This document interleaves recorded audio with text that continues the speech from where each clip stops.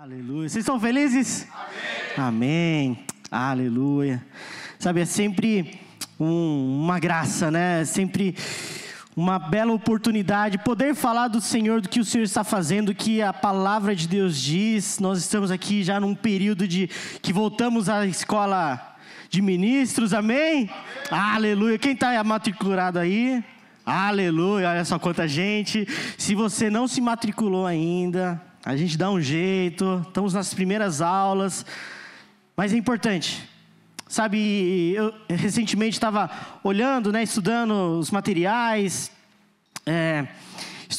pegando os meus livros antigos, pegando referências a respeito das aulas, né, e eu encontrei alguns materiais legais. Sempre que nós falamos das coisas do Senhor, sempre que nós abrimos a Bíblia, sempre que nós participamos de alguma atividade assim, ele parte de um lugar. Sabe, nós vivemos uma cosmovisão, sabe? Você crê em alguma coisa, você acredita em alguma coisa, você percebe o mundo de um jeito. E é importante nós alinharmos essa cosmovisão, como enxergamos a vida, o mundo e todas as coisas, da maneira bíblica, como o Senhor estabeleceu, como Ele diz em Sua palavra. Amém? Então, alguém aqui sabe o que é um catecismo? Aleluia, amém. Sabe, um catecismo é um livrinho que ele tem perguntas e respostas. Cada dia, cada encontro ali, o seu discipulador, a pessoa que está te ajudando, vai discorrer de uma pergunta e vai te ajudar a responder essa pergunta. E assim o discipulado acontece, e assim as pessoas aprendem mais a palavra do Senhor. É dessa forma, sabe? De uma maneira simples. E, próximo slide, por favor.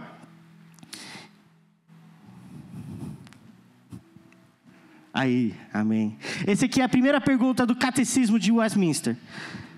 Qual o fim principal do homem? Qual a finalidade? Para que ele foi criado? Para que ele existe? Por que ele existe? Para quê? Para quê? E essa é uma pergunta importante. Nós falamos isso na aula. Poxa, às vezes temos tantas perguntas e em algum momento alguém fala, não, isso não é importante. Poxa, isso aqui não é tão relevante assim. Relevante é outro tipo de coisa. Não, toda pergunta que nós temos é importante para o Senhor e nós encontramos respostas na Bíblia. Amém?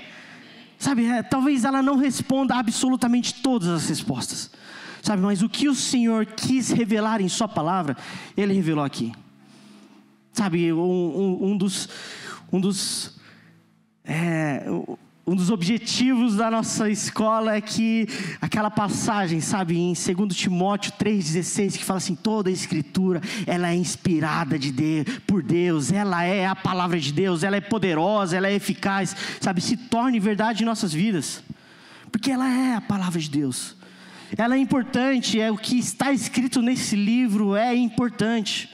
O que está escrito nesse livro nos dá direções, nos dá vida no Espírito Santo, nos deu uma nova vida nele. Sabe, não é só um livro para ser lido, mas como em Ezequiel 3, é um livro para ser comido por nós.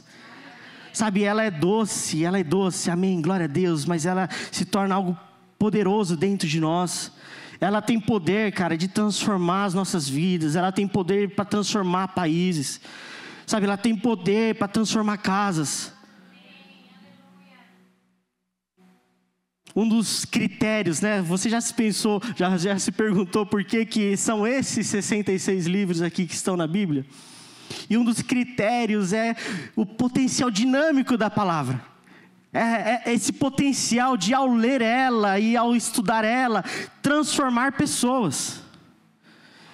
Então eu estou nesse lugar de segurança, sabe? Eu sei, o Senhor cuidou, guardou a Sua palavra, e ao ler ela, eu sei que eu serei transformado. Eu sei, cara, eu sei que se você também se empenhar em ler, em comer dessa palavra, em encontrar o Espírito Santo dentro dela, cara, eu sei que você também será transformado. E é por isso que nós temos aí, quem também está aí no plano de leitura anual, aleluia.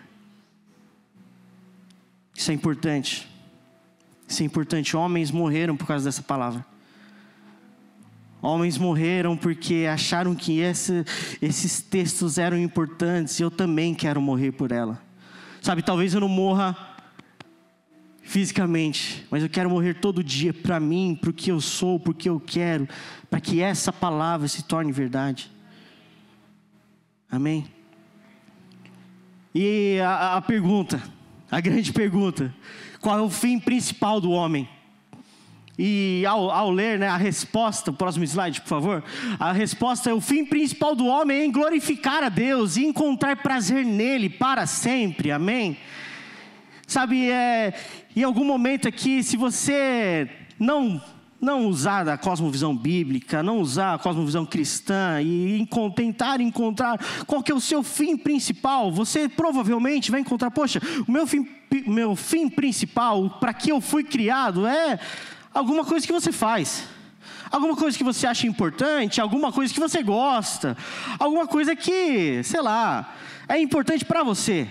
Sabe, mas à medida que nós entendemos, lemos a palavra de Deus, nós percebemos que essa aqui não é a nossa história.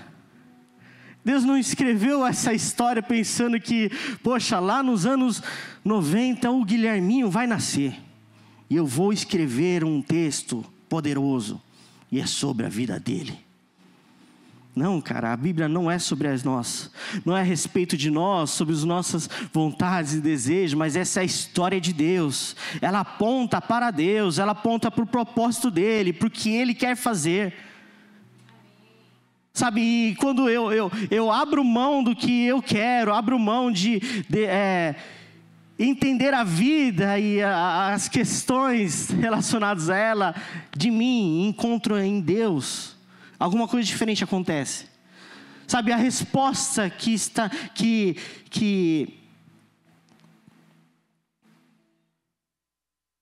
nós precisamos dar para a vida, para o nosso vizinho, para o nosso amigo, para aquele que está ainda longe do Senhor, não está em nós, mas está nele e somente nele.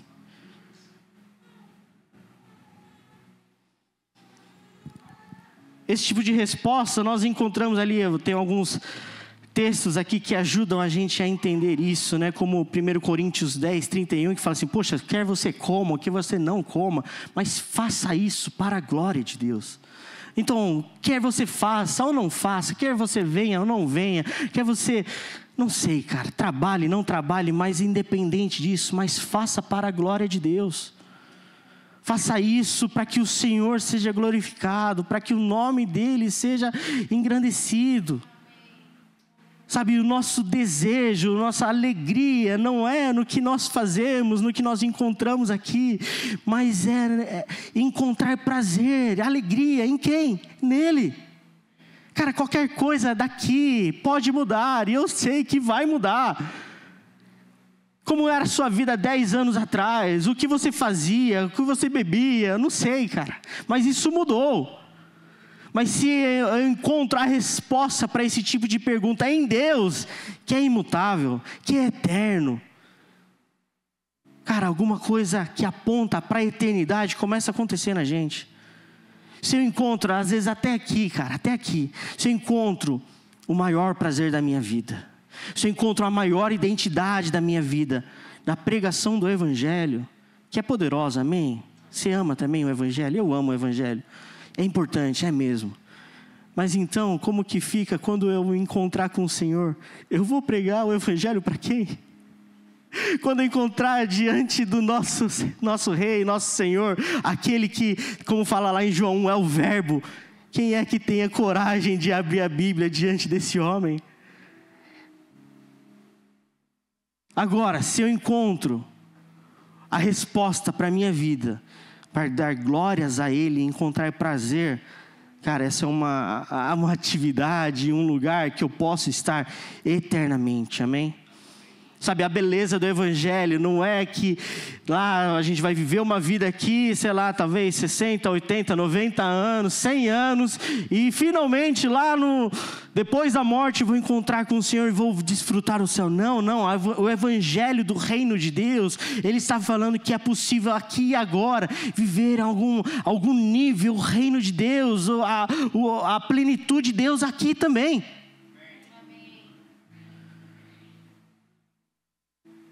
O Senhor nos chama para esse lugar de relacionamento. O Senhor não nos chama nesse lugar de fazermos coisas. Eu amo fazer coisas, eu amo. Você não ama? Quem é voluntário aqui? Você não ama? Vir aqui cedo, cumprimenta os irmãos, arruma as cadeiras, a banda se prepara. Isso é bom demais mesmo, cara.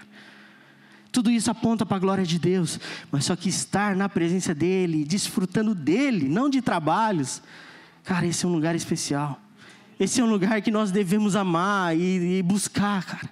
Por isso que algum lugar como o soaking, né? Soaking. Todo mundo entendeu o que quer dizer o soaking? De ser imerso na glória de Deus, imerso na presença de Deus. Poxa, às vezes eu amo as disciplinas espirituais. Eu amo mesmo. Eu leio, eu oro, eu jejuo. Amém, glória a Deus. Sabe, mas você que sabe estar só na presença de Deus, desfrutando dEle. Poxa, às vezes eu não sei fazer isso. Eu sempre conto essa experiência. Quando eu cheguei na Igreja Viva, eu já sabia fazer um monte de coisa de igreja. Eu sabia. Cuidava de som, sabia dar um estudo, liderar um pequeno grupo, sabia fazer um monte de coisa. E a Igreja Viva, sabe o que me falou quando eu cheguei? Eu não quero que você faça nada. Eu fiquei, rapaz, mas se eu não estou fazendo nada, quem eu sou? Se eu não estou fazendo nada de coisa de igreja, como que eu sou amado por Deus? Cara, e esse é o nosso buraco. Às vezes, se nós não nos encontrarmos fazendo alguma coisa, nós não nos percebemos como filhos amados de Deus. E vamos lá, todo mundo aqui é filho de alguém. O que você fez para ser filho de alguém? Você não fez nada. Você não fez nada. Pelo contrário, você recebeu alguma coisa. Alguém fez alguma coisa e por isso você nasceu. Alguém teve um tipo de vida, alguém decidiu alguma coisa e você nasceu. Sabe, é nesse lugar que nós encontramos vida em Deus. Nós não fizemos nada. Sabe, toda vez que a palavra de Deus é aberta, eu sempre sinto a necessidade, é necessário falar do Evangelho. E no Evangelho, o Senhor nosso Deus criou todas as coisas, e ao criar todas as coisas, nós nos rebelamos. Nós falamos, Deus, você tem um estilo de vida e eu não quero ele, eu quero outra coisa. Eu quero viver de outro jeito. Sabe, a palavra de Deus, ela é brutal contra a gente. Ele fala assim, vocês eram inimigos de Deus. Sabe, quando Deus se revela como um Deus de amor, como eu posso me rebelar contra alguém que é completamente amor? É uma loucura da nossa parte. É uma incoerência, como que eu posso me rebelar contra alguém que me ama? Mas esse era o nosso estado. Foi isso que aconteceu na nossa vida. Nós nascemos rebeldes, desobedientes, inimigos de Deus. Sabe, mas o Senhor, esse Deus de amor, Ele também fez alguma coisa. Sabe, como diz lá em Apocalipse 13, desde a fundação do mundo, o Cordeiro já tinha sido morto. Para quê? Para que alguém hoje tivesse livre acesso ao Senhor, ao nosso Deus. Sabe, o que você fez para que a obra de Jesus acontecesse? Você não fez nada. Eu não fiz nada, porque esse cordeiro foi morto muito antes de eu nascer. Essa história já estava acontecendo, a história de Deus já estava acontecendo muito antes de qualquer um de nós termos nascido, termos decidido alguma coisa. Por isso que nós somos salvos somente pela graça, amém? Porque nós cremos no Senhor, essa obra de Jesus, ela se torna eficaz nas nossas vidas. Se eu não abraçar isso, se eu não abraçar essa mensagem de que nós somos pecadores, nós estávamos longe do Senhor, e o Senhor decidiu por nos abraçar, decidiu encontrar ali um meio de termos livre acesso a Ele. Se eu não abraçar isso, o outro caminho é abraçar as obras, e por obra ninguém é salvo. Ninguém pode fazer algo que é bom o suficiente para que Deus o ame. que você pode fazer que Deus se impressione? O que eu posso fazer para que Deus me ame mais? Deus é muito alto. Eu sempre comento nas aulas, né? Qual que é o endereço de Deus? Eu não sei onde Deus mora. Como que eu vou lá bater na porta dele? Quem é esse Deus? Eu não sei. Se esse Deus não decidir se revelar para nós, nós não temos acesso. Alguém aqui já leu Turma da Mônica? A Mônica não tem como conhecer o Maurício de Souza. São mundos diferentes. Agora, se o Maurício de Souza decidir fazer uma historinha que ele aparece lá, ela consegue conhecer. Eu não tenho como conhecer o Senhor. Eu não tenho como ter acesso a esse lugar. Mas Ele decidiu, cara. Ele decidiu. Ele decidiu se revelar a nós através da sua palavra. Através do seu Filho. E é por isso que nós somos alegres, felizes. Porque nós recebemos dessa palavra, amém? Amém?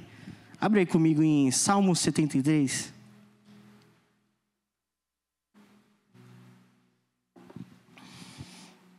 (25 e 26).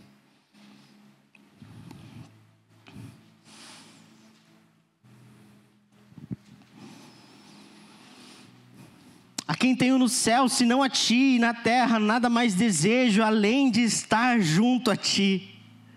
O meu corpo e meu coração poderão fraquejar, mas Deus é a força do meu coração e a minha herança para sempre. Não tem um lugar melhor, um lugar onde nós encontramos mais amor, mais segurança, mais vida aqui na presença do Senhor. Não tem.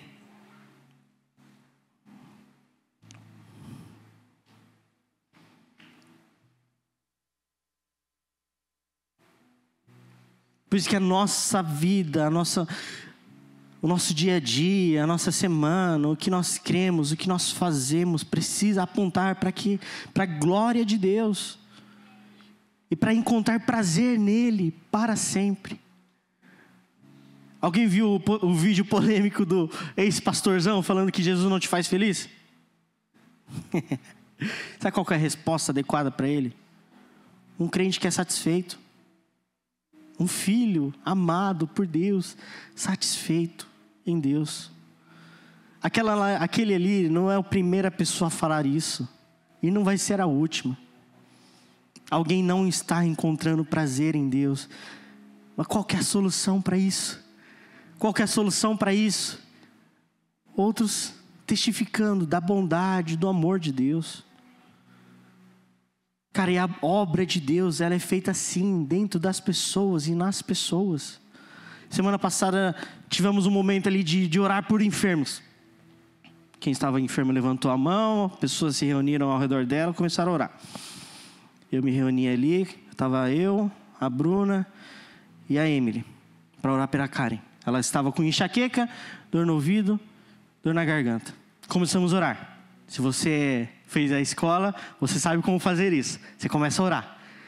Amém, glória a Deus. E aí, como que tá? Ela falou assim, o ouvido melhorou, a garganta melhorou, mas a cabeça ainda está doendo. Amém, glória a Deus. Se você não fez parte da escola, você vai ficar assim, poxa, Deus fez pela metade. Mas se você fez parte da escola, você fala assim, Deus não faz nada pela metade. Então nós continuamos a orar, amém? Nós continuamos a orar. Eu tenho o costume de orar de olhos abertos, para saber o que está acontecendo. Eu estou ligado sempre, o tempo todo. E eu vejo ela chorando. Falo, Deus, o Senhor está fazendo alguma coisa. O Senhor de novo está fazendo alguma coisa. E no final da oração, é isso aí, minha enxaqueca também saiu. Aleluia, glória a Deus. Por que ela está chorando? Porque ela está sendo tocada pelo amor de Deus. Pela bondade de Deus e a glória de Deus, mais uma vez é manifesta, e mais uma vez Ele é glorificado na vida de alguém. Ninguém vai poder tirar essa história dela, ninguém vai poder tirar essa história da nossa vida. Nós vimos, tinha alguém com enxaqueca e não tem mais.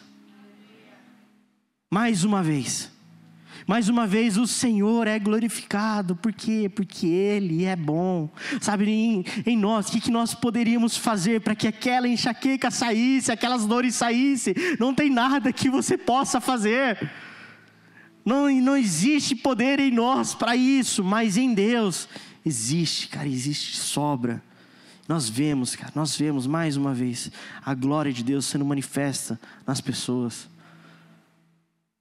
Sabe, é por isso que nós nos empenhamos, por isso que nós amamos ouvir o testemunho, nós amamos estar nesses ambientes, porque nós queremos mais uma vez ver a glória de Deus sendo manifesta na terra. Sabe, tem uma obra que o Senhor quer fazer em você e através de você. Tem uma obra que o Senhor quer fazer na sua casa, na minha casa, no meu trabalho, no seu trabalho. Sabe, como nós conversamos ontem, é toda a obra do Espírito Santo, é toda a obra do Senhor, é toda a obra do Cordeiro, da palavra dEle, somente dEle.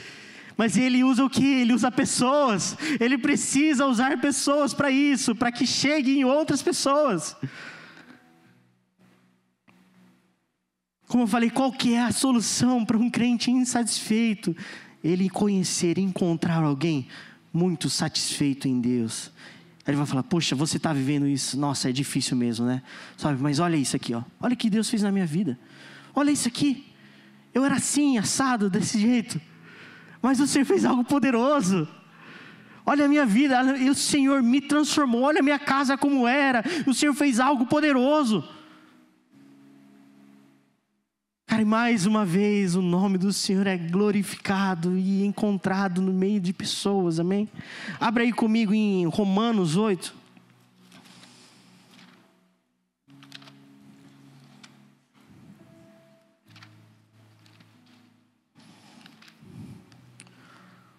Como bom discípulo do pastor Júnior, posto essa introdução, vamos começar a palavra.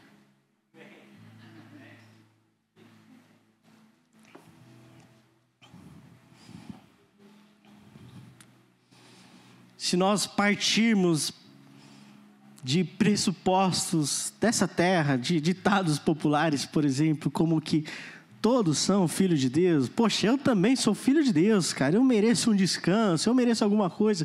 Por quê? Porque eu também sou filho de Deus. Nós vamos contrariar o que o Senhor diz na palavra dele, em Romanos 8, 13.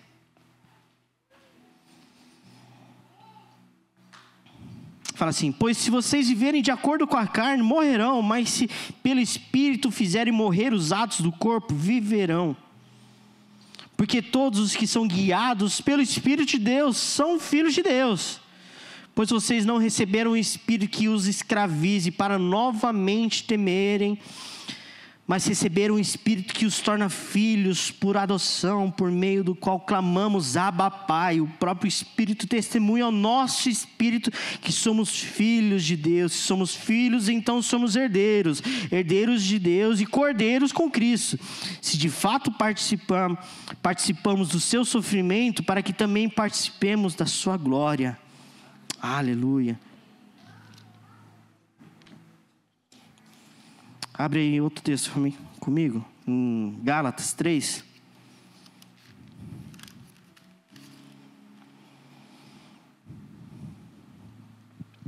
(26).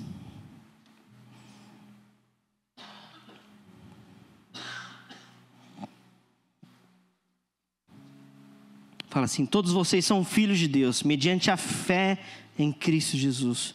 Pois que os que em Cristo foram batizados, de Cristo se revestiram. Não há judeu, nem grego, nem escravo, nem livre, nem homem, nem mulher, pois todos são um em Cristo Jesus. E se vocês são de Cristo, são descendência de Abraão e herdeiros, segundo a promessa. Digo, porém, que enquanto o herdeiro é menor de idade, em nada difere de um escravo, embora seja dono de tudo. No entanto, ele está sujeito a guardiões e administradores até o tempo determinado por seu pai. Assim também nós, quando éramos menores, estávamos escravizados aos princípios elementares do mundo. Mas quando chegou a plenitude do tempo, Deus enviou seu Filho, nascido de mulher, nascido debaixo da lei, a fim de redimir os que estavam sob a lei, para que recebêssemos a adoção de filhos. E porque vocês são filhos, Deus enviou o Espírito do seu Filho ao coração de vocês. E Ele clama: Abba, Pai. Assim você já não é mais escravo, mas filho. Por ser filho, Deus também o tornou herdeiro. Aleluia. Sabe, o cerne da mensagem de hoje é que nós somos filhos amados de Deus. Filhos amados que amam e apontam para a glória de Deus e quer desfrutar de Deus, esse nosso Pai amado, para sempre. Só que como que eu poderia falar da identidade do filho sem apontar para o pai? É incoerente, não faz sentido biblicamente falar do filho sem falar do pai. Sem falar que foi o Senhor que criou todas as coisas, sem falar que nós caímos e sem falar que nós não merecíamos, estávamos longe disso, não faz sentido. Por quê? Porque a obra do Senhor, a obra de Deus, do Espírito Santo em nos adotar, ele depende da fé no Senhor. Ao crermos nele, ao crermos no que o Senhor fez na obra da cruz, ele nos faz filhos de Deus. É o que Gálatas está falando. Se vocês creram, o Senhor fez isso. Sabe, Agostinho fala que a primeira ação, no sentido de... a primeira característica que nós encontramos no Espírito Santo é esse que adota homens e mulheres. É obra do Espírito Santo, não é nossa. Isso é completamente externo a nós. Ela é invisível no sentido que nós não sabemos como que acontece. Mas ela é visível a partir do momento que ela se torna real em nossas vidas. Se eu não crer, se eu não viver aqui amando esse Senhor, amando essa palavra, crendo que ela é poderosa, que ela é viva, eu não sou um filho de Deus. Se eu não sou guiado pelo Espírito de Deus, pelo contrário, eu sou guiado pelas minhas paixões, pelas minhas vontades, eu não sou o filho de Deus. Mas a mensagem é essa, sabe? Vocês viviam dessa forma, vocês já viveram escravos do pecado, mas o Senhor fez alguma coisa. A solução para a escravidão, a solução para esse estilo de vida fora do Senhor já está lá em Êxodo 12. Um cordeiro que foi morto, um cordeiro inocente que não fez nada de mal, não pecou, não viveu dessa forma, ser morto. Para quê? Para que nós sejamos livres. Somente na obra do Senhor, em Jesus Cristo, nós temos esse tipo de vida. É possível isso. É possível ter acesso a um Deus Pai de amor. É possível viver a vida de Jesus como um filho amado. Somente olhando para Ele, somente tendo relacionamento com Deus, nós somos transformados. E a identidade, a vida do filho está no Pai. Estava lá no fundo... durante as canções, e os gêmeos estavam lá no fundo, lá em cima das cadeiras, falando: papai, papai. Vai perguntar para o Noah, com o que ele quer trabalhar? Ele quer ser mecânico. Ele não faz ideia qual que é a dificuldade, o que exatamente o mecânico faz. Ele não faz ideia, mas só que o filho, ele vê o pai. A vida do filho está apontando. E a vida do pai, como ele é, o caráter do pai está sendo expresso no filho. Da mesma maneira, cara, sabe? Sabe alguém que fala assim, mais uma vez, né? Mais uma história aqui dessa terra. Sabe que aquele, não é um ditado necessariamente, né? É uma forma de falar assim, de que você é quem você é quando ninguém está vendo. Esse é o seu verdadeiro, quem você realmente é. É outra mentira. Nós somos o que nós realmente somos quando estamos na presença do Senhor. À medida que, com rostos descobertos, olhamos para Ele, nós somos transformados. É nesse lugar que nós encontramos de fato a nossa verdadeira identidade. Sabe, a vida te chamou de coisas, a vida te chamou de solitário, de carente, de perdido, sabe? Mas o que o Senhor diz para nós? Qual que é a palavra de Deus para nós? Sabe, eu sei que alguém vive diferente. Eu sei, cara. Eu também moro em Santo André. Eu sei que a vida é diferente disso. Tem outros lugares. Eu sei. Mas eu sei, cara, que tem uma palavra, um Deus que morreu por nós. Que para Ele custou tudo, essa mensagem, essa palavra custou tudo para Ele. Como que eu não vou abraçar ela completamente? Como que eu não vou comer dela? Como que eu não vou querer ser transformado a partir dela e somente a partir dela?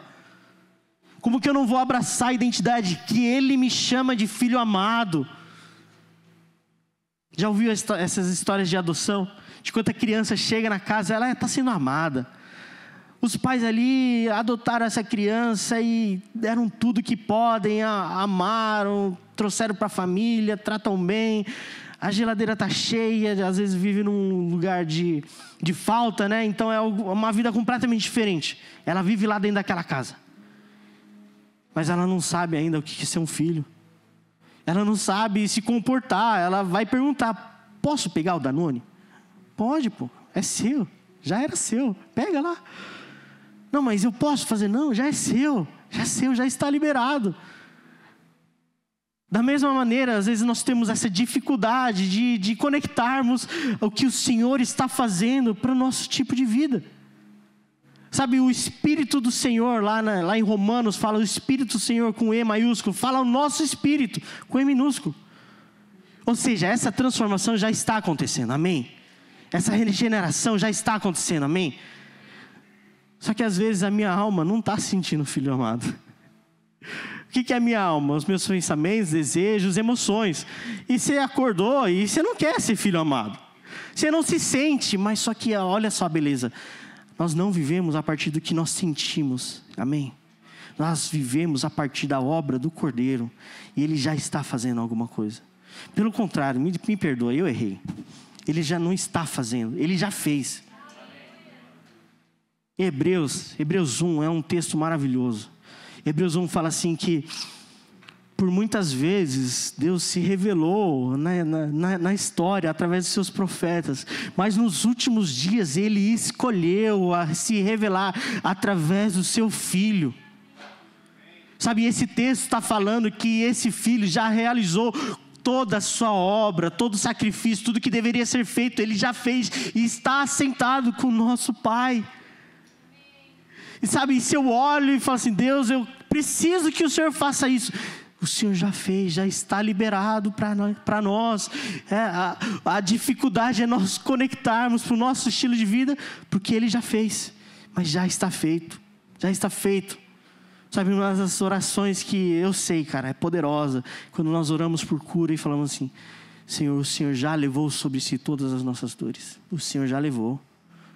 Sabe, a Bíblia não errou. Deus não disse isso querendo dizer outra coisa. Não, está escrito, Ele já levou, então Ele já levou. Então, eu não aceito isso, eu não quero isso. Deus, eu preciso dessa cura, Deus, eu preciso dessa transformação. E Ele já fez. Mas eu preciso disso, à medida que eu vivo nesse lugar, eu creio, eu sou transformado em minha mente e meu coração. Cara, aí começa a se tornar realidade.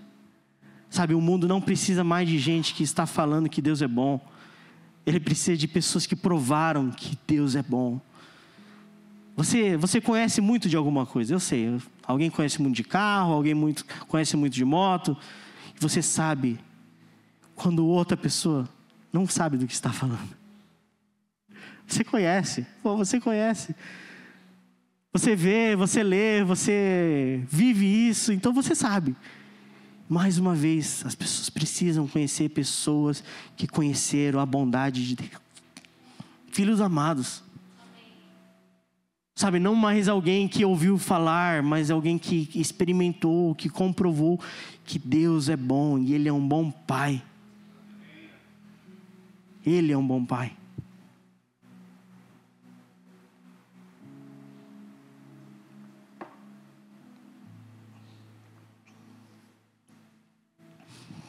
Sabe, a adoção do Espírito Santo é uma obra da nova aliança. Você só encontra esse tipo de linguagem no Novo Testamento.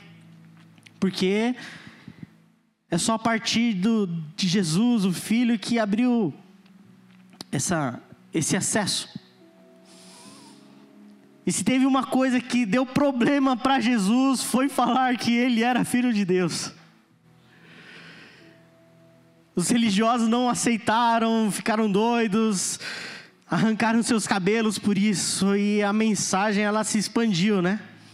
Não só ele é Filho de Deus, mas a mensagem é que o Senhor continua fazendo outros homens e mulheres filhos de Deus também, através do seu Espírito Santo, adotando, chamando para a família de Deus. Sabe, nós encontramos esse texto em Romanos, e é importante isso, entender o que o texto está falando, como que está acontecendo na cultura ali, e por que o uso das palavras. E uma das palavras que existe para adoção, é um tipo de adoção que, sei lá, você é um casal e encontrou alguém que perdeu os pais e adota ele. Essa criança. Adota, cuida dele, mas ele é como se fosse simplesmente você fosse um tutor na vida dele. Você vai cuidar dele até a maioridade. Depois da maioridade, ele está liberado, vai embora, faz o que tem para fazer da vida dele, trabalha, dá o jeito dele, tem o sobrenome dele, vai viver a vida dele. Mas a palavra que Paulo fala, adoção, é um outro tipo de adoção. Está falando de uma adoção de alguém que é chamado para a família, e ele de fato entra para essa família. Onde todo tipo de dívida é apagada, é pago, ela é cuidado, ela é tratada, e ela para sempre se torna filho dessa família. Onde as histórias são cruzadas e para sempre a herança, tudo que todos os seus filhos legítimos têm direito, esse filho adotado também tem direito. Por que isso é poderoso? Porque essa mensagem é poderosa, porque eu também sou cordeiro com Cristo. Sabe, se é verdade para Jesus, é verdade para mim também, é para você também. Se na vida de Jesus estava liberado pelo Pai, está liberado para nós também. Um texto que eu amo, João 11. João 11 está falando sobre o Lázaro. Lázaro morreu. Jesus chega lá na frente da tumba e fala assim: Deus, meu Pai, obrigado, porque você sempre me ouve. Então eu sei que sempre que nós oramos, o Senhor, nosso Pai, está nos ouvindo, porque Ele sempre nos ouve. A sua história da vida foi difícil? Pô, a minha também. Alguém não quis te ouvir, certo? Alguém preferiu fazer outra coisa do que te ouvir. Alguém preferiu não te ouvir, não dar ouvidos ao que você estava sentindo, pensando e vivendo. Mas Deus é esse completo oposto, que está sempre nos ouvindo quando nós falamos com Ele. Sabe, se um homem, alguém igual, ele nos ouve, isso é bom. Mas se alguém maior, mais poderoso, mais glorioso, quer e faz questão de nos ouvir, é muito mais poderoso. Aponta para um lugar, cara, que é completamente novo, de generosidade, de bondade, que nós não conhecemos. O que está disponível para Jesus? O que estava disponível para Jesus, que não está hoje para nós? Está disponível ser amado. Jesus era amado pelo seu Pai? Amém, Ele era. Então eu também sou amado pelo meu Pai. Estava disponível vida em abundância para Ele, poder do Espírito Santo? Amém, glória a Deus. Então está disponível para nós também. Estava disponível um nome que o Senhor deu, o nosso Deus deu para Ele. Estava disponível destino, propósito para a vida dele. Amém, glória a Deus. Então está disponível para nós também. Estava disponível ali curas, milagres, para que apontasse a glória de Deus e que o nome dele fosse reconhecido para todos. Amém, glória a Deus. Então está disponível para nós também.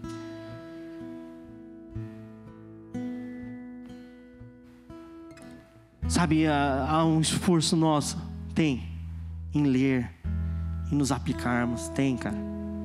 É você que tem que ler, sou eu que tenho que ler, que fazer para entender, estudar, amar essa palavra. Amém, glória a Deus, é isso mesmo.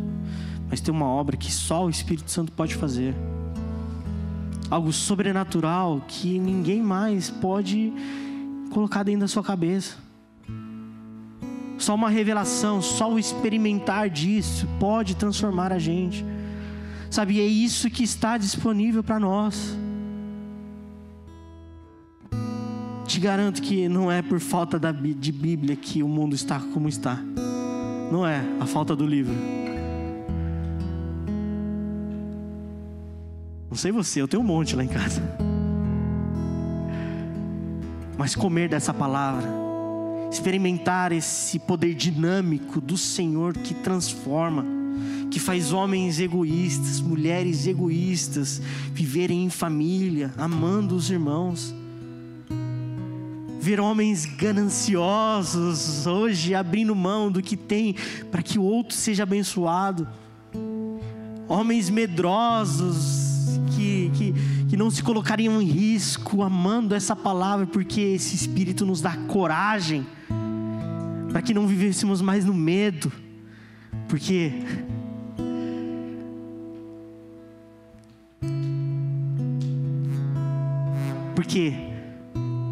como diz o ditado, né? Quem não deve não teme. Nós não devemos mais. A nossa dívida já está paga. Por isso não precisamos mais viver no medo. Pelo contrário, a nossa dívida já está paga. E é por isso que nós somos felizes, alegres. É por isso que há uma missão que é feita do lado de fora, que aponta para o Senhor, aponta para o pecador como nós éramos, mas aponta para Deus, para uma obra que só Deus pode fazer. Amém? Fique em pé no seu lugar.